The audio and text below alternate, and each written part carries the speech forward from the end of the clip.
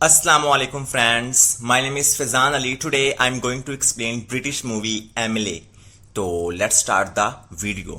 इस फिल्म की कहानी एक अंग्रेजी नावल निगार एमिली ब्रॉन्टे की जिंदगी के गिर्द घूमती है,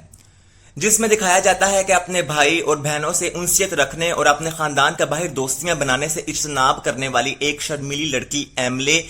जिसकी जिंदगी का वाहिद मकसद अपने बाप को खुश करना और उसके लिए काबिल फख्र बनना है, वो किस तरह जिंदगी के बदलते हुए हालात में मिस्टर वेटमैन नामी एक नौजवान क्यूरट जो एमिली के बाप रेवरेंड ब्रॉन्टे की दरख्वास्त पर एमिली को अक्सर उसके घर फ्रांसीसी जबान की ट्यूशन देने आया करता था, उसकी मोहब्बत में पड़ने के बाद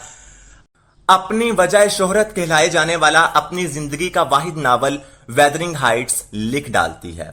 कहानी की शुरुआत में एमिली की बड़ी बहन शार्लेट, जिसे हमेशा से एमिली की सलाहियतों पर शक रहा होता है, वो बिस्तरे मर्ग पर पड़ी एमिली से पूछती है कि उसने अपना मशहूर जमाना नावल वेदरिंग हाइट्स आखिर किससे मुतासिर होकर लिखा है, जिसका जवाब देने के लिए फिल्म के पेश मंजर पर माजी की झलकियां चलना शुरू हो जाती हैं, जिनकी इब्तिदा एमिली की जिंदगी के उस दौर से शुरू होती है जब शार्लेट स्कूल से ग्रेजुएशन की डिग्री मुकम्मल करके घर वापस लौटी थी। शार्लेट की घर आमद पर एमिली, जिसका अपने भाई बहनों के साथ बड़ा दोस्ताना रवैया होता है, वो शार्लेट से अपनी उस गैर हकीकी दुनिया के मुतल्लक बात करने लगती है जिसे उसने शार्लेट की गैर मौजूदगी में अपने ख्यालात में परवान चढ़ा रखा था। अपनी बहन के नजरियात जानने के बाद शार्लेट बड़े सख्त अल्फाज में एमिली को जवां उम्री की फितरती सरगर्मियों से बाज रहने की तलकीन कर देती है। इसी बीच मिस्टर विलियम वेटमैन नामी क्यूरट की इलाके के करीबी चर्च में आमद होती है, जिसे एमिली का बाप रेवरेंड ब्रॉन्टे बजाते खुद चर्च में खुशामदीद कहता है और अपनी बेटियों यानी शार्लेट, एमिली और एन समेत चर्च में मौजूद बाकी तमाम लोगों का उससे तारुफ करवाता है।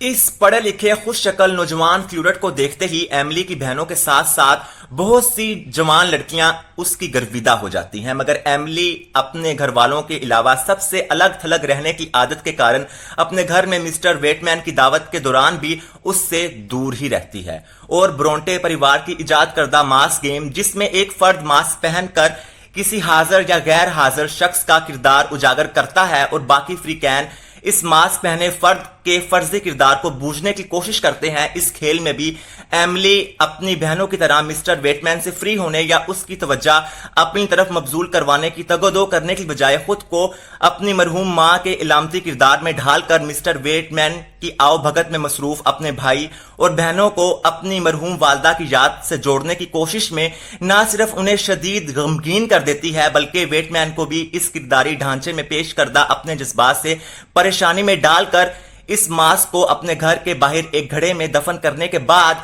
अपने वालिद की रजामंदी से उस्तानी बनने की गर्ज से शार्लेट के हमरा उसके स्कूल चली जाती है, जबकि उसके भाई को रेवरेंड ब्रॉन्टे की जानिब से रॉयल एकेडमी ऑफ आर्ट्स में भेज दिया जाता है। मगर कुछ दिनों में ही ये दोनों अपनी अदम दिलचस्पी के बायस अपने अपने मकासद के हसूल में नाकाम होकर घर लौट आते हैं। इस मौका पर एमिली का भाई ब्रैनवेल एमिली के सामने ये इंकशाफ करता है कि अब से वो अपनी तमाम तर तवज्जो अदबी तहरीरें लिखने में मरकूज करना चाहता है, पर एमिली इस मौके पर भी कोई फैसला करने से कासिर दिखती है कि वो जिंदगी में खुद से क्या चाहती है।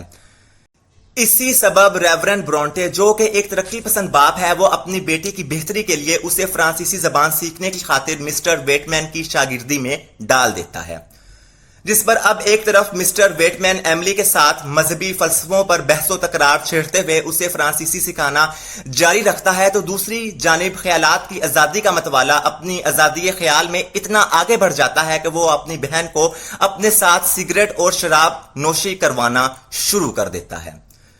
जिसकी इंतहाई सूरत यह होती है कि एमिली अपने भाई की रविश इख्तियार करते हुए अपने बाजू पर फ्रीडम इन थॉट्स का टैटू छपवा लेती है। इसके मतलब जब वेटमैन को मालूम होता है तो वो एमिली को ब्रेनवेल के नक्शे कदम पर चलने से बात रहने की नसीहत करने लगता है, मगर एमिली वेटमैन की बात फुर्स को खातिर में नहीं लाती, यहां तक कि जब उसे अपने भाई के कमरे की सफाई के दौरान ब्रेनवेल के बेड की साइड टेबल से ओपीएम की ये शीशी मिलती है तो वो अपने भाई की भलाई की खातिर उसकी इस करतूत के बारे में अपने घर वालों को मुतला करने या अपने तई ब्रेनवेल को नशा आवर अशिया से दूर रखने की कोशिश करने की बजाय खुद ओपीएम का नशा चढ़ाकर इलाके के करीबी चर्च में पहुंच जाती है,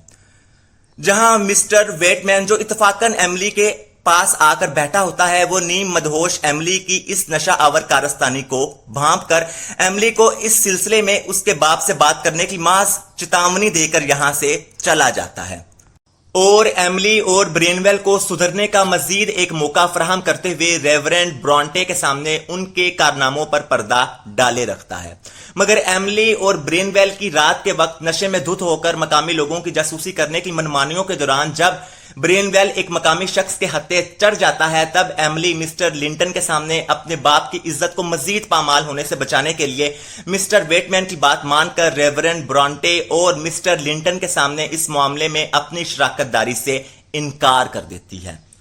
जिसके बाद रेवरेंड ब्रॉन्टे ब्रेनवेल को जिंदगी संजीदगी के साथ गुजारने का सबक सिखाने और खानदान के लिए पैसे कमाने की सजा देते हुए उसे किसी जगह मोल्लम लगवा देता है। लेकिन इतना सब होने के बावजूद भी ब्रेनवेल अपनी खसलतों से बाज नहीं आता और चर्च में सरेआम सबके सामने किसी शादीशुदा औरत से बोसो कनार करके ब्रॉन्टे खानदान की शोहरत को खराब करने की हमाकत पर आखिरकार उसे उसके वालिद की जानिब से कुछ अरसे के लिए यहां से कहीं दूर भेज दिया जाता है,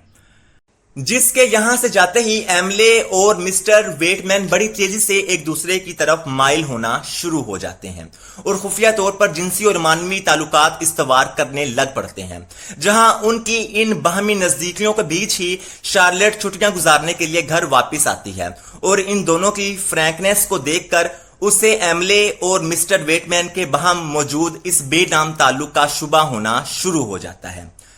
जिसके रद्द-ए-अमल के तौर पर वेटमैन अपनी और एमिली के नाजायज ताल्लुकात के मंजर आम पर आने की सूरत में बतौर क्यूरट अपनी साख्त को पहुंचने वाले नुकसान के डर से फौरी तौर पर एमिली से अपने तमाम तर जिनसी और जिस्मानी रवाबित खत्म कर देता है। वेटमैन की इस हरकत पर एमिली को गहरा दुख और सदमा पहुंचता है और वो वेटमैन से उसकी पहली कीसी मोहब्बत की भीख मांगने की आखिरी कोशिश में नाकामी का सामना करने के बाद वेटमैन को लिखना तर्क करने का इंदिया देकर पहले अपने भाई ब्रेनवेल से मुलाकात करने पहुंचती है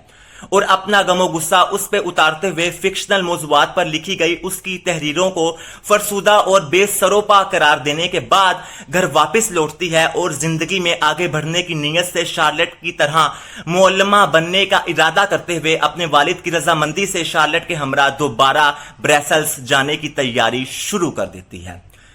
इसी सब के दौरान वेटमैन, जिसे इस पूरे अरसे में इस बात का बड़े अच्छे से एहसास हो चुका होता है कि उसका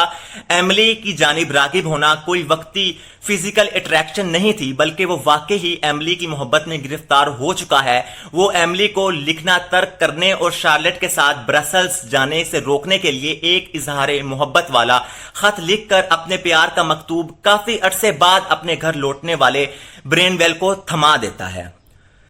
इस उम्मीद पर कि ब्रेनवेल, जो कहीं पहले से एमिली और वेटमैन के मुआशके से वाकिफ था, वो इसे आगे एमिली तक पहुंचा देगा। मगर ब्रेनवेल, जिस पर कुछ दिन पहले ही एमिली ने वेटमैन का गुस्सा निकालते हुए उसकी अच्छी खासी दिल आजारी की थी, वो वेटमैन से अपनी दिल खराशी का बदला लेते हुए वेटमैन की यह चिट्ठी एमिली के हवाले नहीं करता और वेटमैन को एमिली से दूर रखने की नीयत से उसे यह बोल देता है कि एमिली उससे मजीद कोई ताल्लुक वास्ता नहीं रखना चाहती। यहां तक कि एमिली शार्लेट के हमरा टीचर बनने की तरबियत हासिल करने के लिए ब्रसेल्स चली जाती है। फिर एक दिन एमिली और शार्लेट को अपने वालिद के लिखे हुए खत के जरिए यह दिल दहलाने वाली खबर मिलती है कि वेटमैन हैजे में मुब्तला होकर मर गया है। वेटमैन की मौत की इतला पड़ते ही दोनों बहनें ब्रसेल्स से सीधी मरहूम वेटमैन की कब्र पर पहुंचकर आंसू बहाती नजर आती हैं। इसी बीच ब्रेनवेल की तबीयत भी अचानक से बिगड़ पड़ती है।